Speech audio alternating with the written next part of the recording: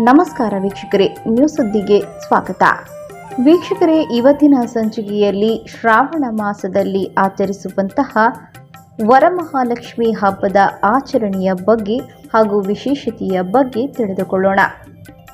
ಬಹಳ ವಿಶೇಷವಾಗಿ ಶ್ರಾವಣ ಮಾಸದಲ್ಲಿ ಪ್ರಕೃತಿಯಲ್ಲಿ ಬದಲಾವಣೆಗಳು ಕಂಡುಬರುತ್ತದೆ. ಆಷಾಢ ಮಾಸದಲ್ಲಿ ರಭಸವಾಗಿ ಗಾಳಿಯು ಬೀಸುತ್ತಿರುತ್ತದೆ. ಅದೇ ಶ್ರಾವಣ ಮಾಸದಲ್ಲಿ ದಿಢೀರನೆ ಗಾಳಿಯ ವೇಗ ತಗ್ಗುತ್ತದೆ. ಮಳೆಗಾಲವೂ ಇರುತ್ತದೆ.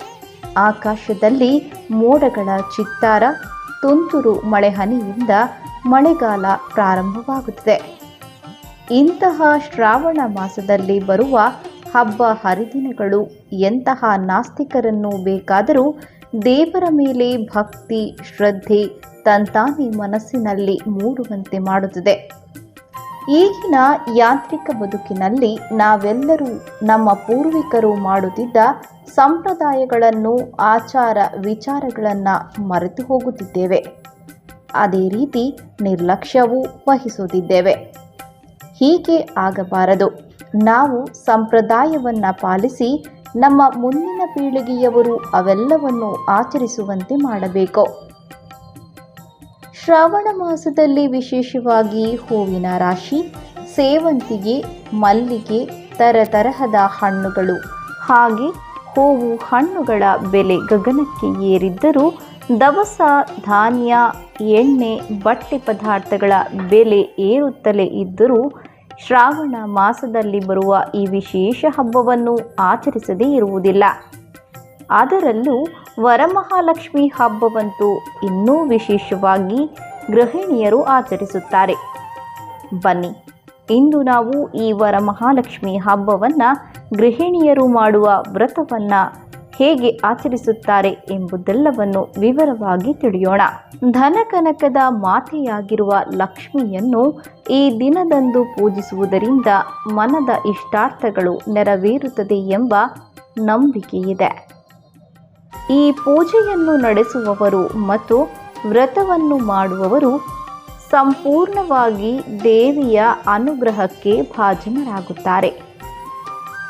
ಶ್ರದ್ಧೆ ಮತ್ತು ಭಕ್ತಿಯಿಂದ ಪೂಜೆಯನ್ನು ನಡೆಸುವುದರಿಂದ ದೇವಿಯು ಕೃಪಾ ಕಟಾಕ್ಷವನ್ನು ಬೀರುತ್ತಾರೆ ಎಂಬುದು ಭಕ್ತರ ನಂಬಿಕೆಯಾಗಿದೆ.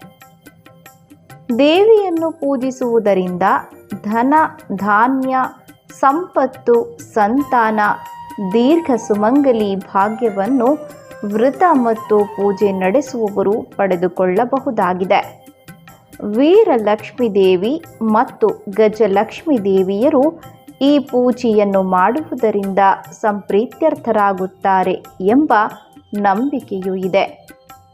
ಅಂತೆಯೇ ವರಮಹಾಲಕ್ಷ್ಮಿ ವ್ರತ ಮತ್ತು ಪೂಜೆಯ ಕುರಿತು ಬಹುತೇಕ ಕಥೆಗಳು ಇದ್ದು ಇದು ಅದರದ್ದೇ ಆದ ಮಹತ್ವವನ್ನು ಪಡೆದುಕೊಂಡಿದೆ. ಕ್ಷೀರ ಸಮುದ್ರದಲ್ಲಿ ಲಕ್ಷ್ಮಿಯ ಜನನ. ಕ್ಷೀರ ಸಮುದ್ರದಲ್ಲಿ ದೇವಿಯು ಜನ್ಮ ತಾಳಿದ ಸಂದರ್ಭದಲ್ಲಿಯೇ ವರಮಹಾಲಕ್ಷ್ಮಿ ಪೂಜೆಯನ್ನು ನಡೆಸಲಾಗುತ್ತದೆ. ಒಮ್ಮೆ ಅಸುರರು ಮತ್ತು ದೇವತೆಗಳು ಅಮೃತಕ್ಕಾಗಿ ಕ್ಷೀರ ಮಂಥನವನ್ನು ನಡೆಸುವುದಕ್ಕಾಗಿ ತೀರ್ಮಾನಿಸುತ್ತಾರೆ. ಹೀಗೆ ಮಾಡುವಾಗ ಹೆಚ್ಚಿನ ವಸ್ತುಗಳು ಗೋಚರವಾಗುತ್ತದೆ. ಕೆಟ್ಟದ್ದು ಮತ್ತು ಒಳ್ಳೆಯದನ್ನು ಇದು ಒಳಗೊಂಡಿತ್ತು. ಇನ್ನು ಚಾರುಮತಿ ಮತ್ತು ವರಮಹಾಲಕ್ಷ್ಮಿ ಪೂಜೆಯ ಬಗ್ಗೆ ಸ್ಕಂದ ಪುರಾಣದಲ್ಲಿ ಈ ಬಗೆಗಿನ ಒಂದು ಕಥೆ ಇದೆ. ಎಲ್ಲ ನಾರೀಮಣಿಯರಿಗೂ ಪವಿತ್ರ ಮತ್ತು ವರಪ್ರಸಾದಿತವಾಗಿರುವ ವರವನ್ನು ಶಿಫಾರಸು ಮಾಡುವಂತೆ ಪಾರ್ವತೀ ದೇವಿಯು ಶಿವನಲ್ಲಿ ಕೇಳಿಕೊಳ್ಳುತ್ತಾರೆ. ಈ ಸಮಯದಲ್ಲಿ ಶಿವನು ವರಮಹಾಲಕ್ಷ್ಮಿ ವ್ರತದ ಬಗ್ಗೆ ಹೇಳುತ್ತಾರೆ. ಚಾರುಮತಿ ಎಂಬ ಮಹಿಳೆಯು ತಮ್ಮ ದುರಾದೃಷ್ಟವನ್ನು ನೆನೆದು ಕಣ್ಣೀರು ಹಾಕುತ್ತಿರುತ್ತಾರೆ.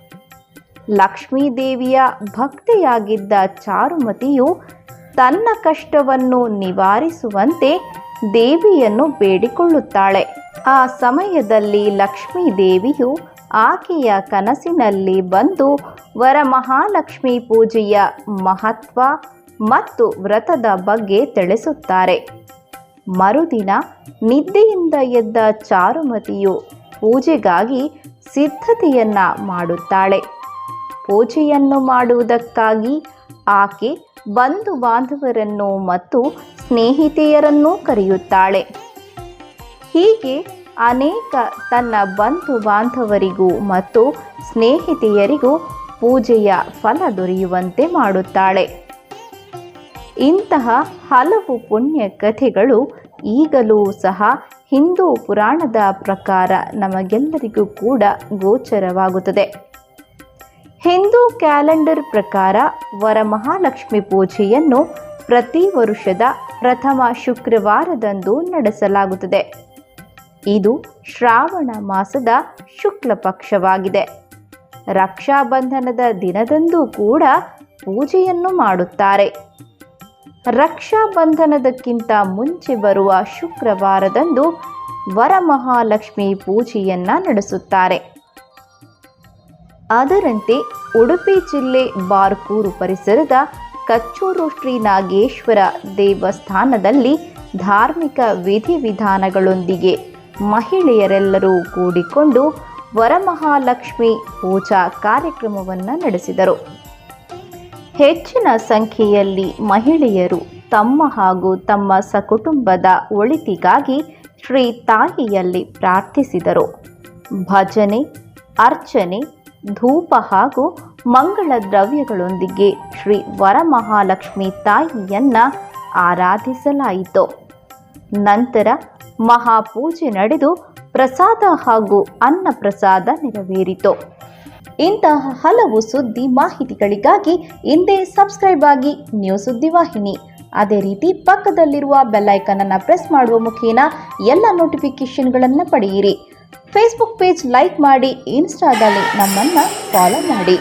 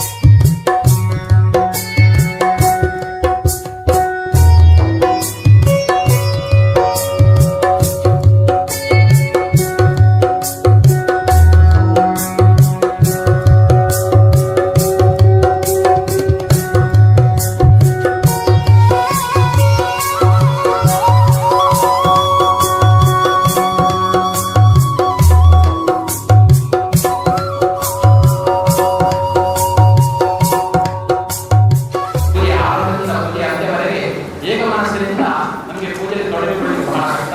ಯಾಕಂದ್ರೆ ಮನಸ್ಸು ಚಂಚಲವಾಗಿರ್ತದೆ. ಸ್ಥಿರವಾಗಿರತಕ್ಕಂಥ ಭಕ್ತಿಯನ್ನಿಟ್ಟುಕೊಂಡು ದೇವರ ಪೂಜೆ ಮಾಡಿ ಕಷ್ಟಸಾಧ್ಯ ಆದ್ದರಿಂದ ಪೂಜೆಯ ಆದಿಕಾಲದಲ್ಲಿ, ಪೂಜೆಯ ಮಧ್ಯಕಾಲದಲ್ಲಿ, ಪೂಜೆಯ ಅಂತ್ಯಕಾಲದಲ್ಲಿ ಯಾರು ವಿಶೇಷವಾಗಿ ಭಗವಂತನನ್ನು, ಆ ಭಗವತಿಯನ್ನು, ಮಹಾಲಕ್ಷ್ಮಿಯನ್ನು ಪ್ರಾರ್ಥಿಸ್ತಾರೋ, ಸ್ತುತಿಸ್ತಾರೋ ಅವರಿಗೆಲ್ಲ ಬೇಕಾದ ಜೀವನದಲ್ಲಿ ಬೇಕಾದ ಐಶ್ವರ್ಯಗಳನ್ನು, ಮನೋಕಾಮನೆಗಳನ್ನು, ಮನೋಭಿಷ್ಟಗಳನ್ನು ನಡೆಸಿಕೊಡ್ತಾಳೆ ಅಂತೇಳಿ ಶಾಸ್ತ್ರವಚನ.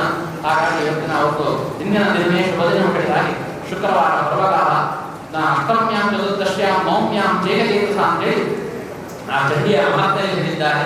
ಮಹಾಲಕ್ಷ್ಮಿಗೆ ಅಥವಾ ಮಹಾದೇವಿ ವಿಶೇಷವಾಗಿರುವಂತಹ ತಿಥಿಗಳು ಅಷ್ಟಮಿ, ನವಮಿ ತಿಥಿ ಅಂತ ಹೇಳಿದ್ದಾರೆ. ಹಾಗೆ ಅಷ್ಟಮಿ ತಿಥಿ ಅಲ್ಲದೆ ಆ ಶುಕ್ರವಾರ ವರಮಹಾಲಕ್ಷ್ಮಿ ದೊಡ್ಡ ವಾರ್ಷಿಕ ವಿಧಿಯ ದೊಡ್ಡ ಮಹಿಳೆಯರಿಗೆ ಪ್ರಸನ್ನ ಕಾಲ. ಹಾಗಾಗಿ ಆ ದೇವಿ ಅನುಗ್ರಹ ಪಡೆದುಕೊಂಡು ಆ ಇನ್ನೊಂದು ಜೀವನದಲ್ಲಿ ಜನ್ಮನೆ, ಪೂರ್ವಜನ್ಮನೆ, ಅನೇಕ ಜನ್ಮ ಜನ್ಮಾಂತರಗಳ ಕ್ಲೇಶಗಳನ್ನು, ಕಲಿತುಲಿತಗಳನ್ನು, ಸಮಸ್ತ ಅಗ್ನಿದೋಷಗಳನ್ನೆಲ್ಲ ಪರಿಹಾರ ಮಾಡಿಕೊಂಡು ಜೀವನದಲ್ಲಿ ಬೇಕಾದ ಸಕಲ ಸೌಭಾಗ್ಯವನ್ನು ಪಡೆದುಕೊಳ್ಳಲಿಕ್ಕೆ ಇರತಕ್ಕಂಥ ಒಳ್ಳೆಯ ಕಾಲ ಅಂದರೆ ಮಹಿಳೆಯರಿಗೆ, ಸುವಾಸಿನಿಯರಿಗೆ ವರಮಹಾಲಕ್ಷ್ಮಿ ಇರುವಂತಹ ಕಾಲ ದೊಡ್ಡ ಕಾಲವಾಗಿತ್ತು. ಅಂತಹ ಕಾಲದಲ್ಲಿ ಎಲ್ಲ ಭಜಕರು ಸೇರಿಕೊಂಡು, ಮಹಿಳೆಯರು ಪುರುಷರು ಸೇರಿಕೊಂಡು ನಡೆಸಿದಂತಹ ಇವತ್ತಿನ ಒಂದು ಆ ವರಮಹಾಲಕ್ಷ್ಮಿಯ ಪೂಜೆಯ ಪ್ರಸನ್ನ ಕಾಲದಲ್ಲಿ ನಾವು ಮಂಡಲದಲ್ಲಿ, ಕಲಶದಲ್ಲಿ, ಜ್ಯೋತಿಯಲ್ಲಿ, ಸ್ವಸ್ತಿಯಲ್ಲಿ ಆ ಮಹಾಲಕ್ಷ್ಮಿಯನ್ನು ವಿಶೇಷವಾಗಿ ಯಮುನಾ ಪೂಜಾ ಸಹಿತವಾಗಿ ಧ್ಯಾನ, ಆಹ್ವಾನ, ಕಲ್ಪುತ್ತ 14 ಉಪಚಾರಗಳಿಂದ ಪೂಜಿಸಿದ್ದೇವೆ. ನಡೆಸಿದಂತಹ ಪೂಜಾ ವಿಧಾನದಿಂದ ಆ ಮಹಾಲಕ್ಷ್ಮಿ ಸಂತುಷ್ಟರಾಗಿ ಎಂ ಎಂ ಕಾಮೆಯದೇ ತಮ್ಮ ಮನೆಯನ್ನು ಸಾಧೆಯಿರುತ್ತದೆ. ಯಾರ್ಯಾರ ರೀತಿಯಲ್ಲಿ ಮನಸ್ಸಿನ ಸಂಕಲ್ಪ ಇಟ್ಟುಕೊಳ್ತಾರೋ ಆಯಾಯ ಅಭಿಷ್ಟಗಳನ್ನು ಆ ಮಹಾತಾಯಿ ಒದಗಿಸಿಕೊಟ್ಟು ಅನುಗ್ರಹ ಮಾಡ್ತಾರೆ ಅಂತ ಹೇಳಿ ಆ ಕಲ್ಪದಲ್ಲಿ ಹೇಳಿದ್ದಾರೆ. ಹಾಗಾಗಿ ಭಕ್ತಿಯಿಂದ, ಶುದ್ಧೆಯಿಂದ, ನಂಬಿಕೆಯಿಂದ, ವಿಶ್ವಾಸ ಇಟ್ಟುಕೊಂಡು ಎಲ್ಲ ಜನರು ಸೇರಿ ಮಾಡಿದಂತಹ ಪೂಜೆಯನ್ನು ಮಹಾಲಕ್ಷ್ಮಿ ಸುಪ್ರಸನ್ನರಾಗಿ ಅವರವರ ಜೀವನದಲ್ಲಿ, ಸಂಸಾರದಲ್ಲಿ, ಗ್ರಹಕೃತ್ಯದಲ್ಲಿ, ವ್ಯವಹಾರದಲ್ಲಿ ಏನೊಂದು ಅಲಕ್ಷದೋಷಗಳು, ಕಲಿದುರಿತಗಳು, ಸಮಸ್ತ ಕಂಟಕಬರಿಗಳು, ದೃಷ್ಟಿಭಾಗಗಳಿಗೂ ಕೂಡ ಎಲ್ಲ ಪರಿಹರಿಸಿಕೊಟ್ಟು ದಾಂಪತ್ಯದಲ್ಲಿ ಬೇಕಾದಂತಹ ಸುಖ, ಶಾಂತಿ, ನೆಮ್ಮದಿ, ಐಕ್ಯಮತ್ಯತೆ, ಸ್ಥಿರ ದಾಂಪತ್ಯದಲ್ಲಿ ಬೇಕಾದಂತಹ ಸುಖ ಶಾಂತಿಯನ್ನು ಕೊಟ್ಟು ವ್ಯವಹಾರದಲ್ಲಿ ಬೇಕಾದಂತಹ ಸಂಪದಭಿವೃದ್ಧಿ ಹಾಗೂ ಕ್ಷೇಮ, ಆರೋಗ್ಯ, ಅಲ್ಲದೆ ಮಕ್ಕಳ ಸೌಭಾಗ್ಯವನ್ನು, ದಾಂಪತ್ಯದ ಸೌಭಾಗ್ಯವನ್ನು, ವ್ಯವಹಾರದಲ್ಲಿ ಬೇಕಾದ ಸೌಭಾಗ್ಯವನ್ನು ಎಲ್ಲ ಅನುಗ್ರಹಿಸಿ ಆ ಮಹಾಲಕ್ಷ್ಮಿಯನ್ನು ಉದ್ಧಾರ ಮಾಡಿ ನಡೆಸಿಕೊಡಬೇಕು ಅಂತ ಹೇಳಿ ಎಲ್ಲರೂ ಕೂಡ 10 ಜನರನ್ನು ಒಟ್ಟು ಮಾಡಿಕೊಂಡು ಸ್ವಾಮಿ ಅಂತ ಹೇಳಿ ಆ ಮಹಾಲಕ್ಷ್ಮಿಯನ್ನು, ತಾಯಿಯನ್ನು ಪ್ರಾರ್ಥಿಸಿಕೊಳ್ಳೋಣ. ಮಹಾಲಕ್ಷ್ಮಿ ಪ್ರಾರ್ಥನಾ ಸಮರ್ಪಯ. ರಮಾರಮ ಗೋವಿಂದ. ನಮೋ ದೇವಿ ಮಹಾದೇವಿ ಶಿವಾಯ.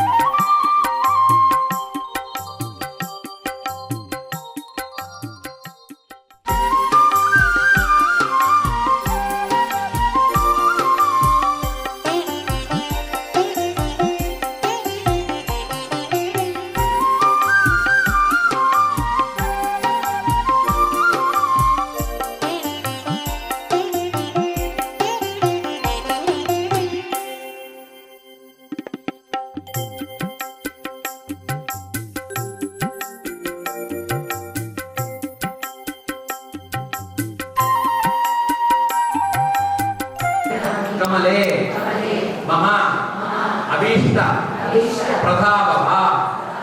ದೇವಿಯನ್ನು ಪ್ರಾರ್ಥನೆ ಮಾಡಿಕೊಳ್ಳಿ, ಆಯ್ತಾ? ಕಮಲೆ ದೋರ ರೂಪೇಣ ಸ್ಥಿತೆ ಸರ್ವ ಅಗಹಾರಿಣಿ ನಮಃ ತ್ರೈಲೋಕ್ಯ ಜನನಿ ದಾರಿದ್ರ್ಯಂ ಮೇ ನಿವಾರಯ. ದಾರವನ್ನು ಕಟ್ಟಿಕೊಳ್ಳಿ. ಮಂಗಲಸೂತ್ರಕ್ಕಾದ ಮಂಗಲಸೂತ್ರಕ್ಕೆ ಎಲ್ಲೆಂದರೆ ಪರಸ್ಪರವಾಗಿ ಒಂದು ಮಹಿಳೆ ಮತ್ತೊಂದು ಮಹಿಳೆಗೆ ಎಡಗೈಗೆ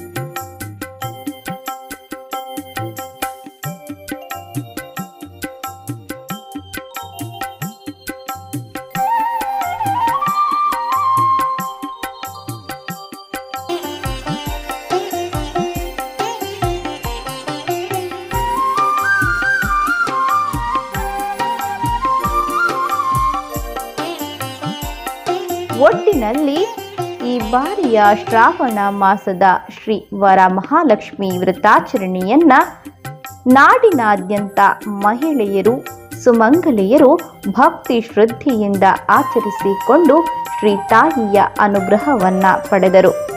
ಈ ಅನುಗ್ರಹ ಸದಾಕಾಲ ನಮ್ಮೊಂದಿಗೆ, ನಮ್ಮ ದೇಶದೊಂದಿಗೆ, ನಮ್ಮವರೊಂದಿಗೆ ಹಾಗೂ ನಮಗಾಗಿ ಜೀವವನ್ನ ಮುಡುಪಾಗಿಟ್ಟಂತಹ ಆ ಸೈನಿಕರಿಗೂ, ಅನ್ನ ನೀಡುವಂತಹ ರೈತನಿಗೂ ಕೂಡ ಸಿಗಲೆಂದು ಪ್ರಾರ್ಥಿಸುತ್ತಾ ಇವತ್ತಿನ ಕಾರ್ಯಕ್ರಮವನ್ನು ಕೊನೆಗೊಳಿಸುತ್ತಿದ್ದೇನೆ. ಇಂತಹ ಹಲವು ಸುದ್ದಿ ಮಾಹಿತಿಗಳಿಗಾಗಿ ಹಿಂದೆ ಸಬ್ಸ್ಕ್ರೈಬ್ ಆಗಿ ನ್ಯೂಸ್ ಸುದ್ದಿ. ಇಂತಹ ಹಲವು ಸುದ್ದಿ ಮಾಹಿತಿಗಳಿಗಾಗಿ ಹಿಂದೆ ಸಬ್ಸ್ಕ್ರೈಬ್ ಆಗಿ ನ್ಯೂಸ್ ಸುದ್ದಿ ವಾಹಿನಿ. ಅದೇ ರೀತಿ ಪಕ್ಕದಲ್ಲಿರುವ ಬೆಲ್ ಐಕಾನ್ ಅನ್ನು ಪ್ರೆಸ್ ಮಾಡುವ ಮುಖೇನ ಎಲ್ಲ ನೋಟಿಫಿಕೇಶನ್ಗಳನ್ನು ಪಡೆಯಿರಿ. ಫೇಸ್ಬುಕ್ ಪೇಜ್ ಲೈಕ್ ಮಾಡಿ, ಇನ್ಸ್ಟಾದಲ್ಲಿ ನಮ್ಮನ್ನು ಫಾಲೋ ಮಾಡಿ.